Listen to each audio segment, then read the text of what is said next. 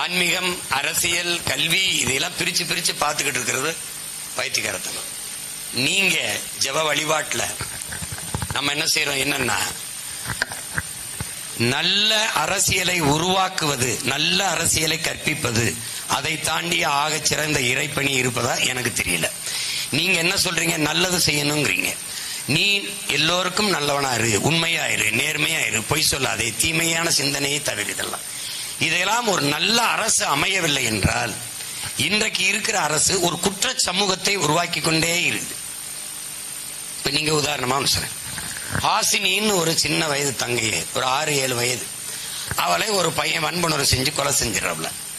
அவர் இறந்தப்ப அந்த ஹாசினி வீட்டுக்கு நான் சென்றிருந்தேன். ஒரு துயரம் கேட்டேன், ரொம்ப வலியை தந்தது.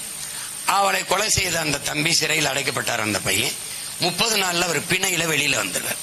வெளியில வந்து திருப்பி தன் தாயவே கொலை செஞ்சிடறார். அவர் கொலை செஞ்சுட்டேன் என் தாயின்னு ஒத்துக்கிட்டு சிறையில் இருந்தார்.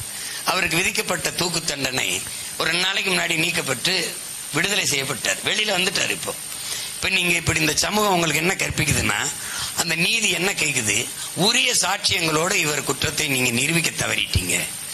இருந்த ஒரே ஒரு சாட்சி அவருடைய தந்தை, அவருடைய தாயினுடைய கணவர் பிறல் சாட்சியா மாறிட்டதுனால சாட்சி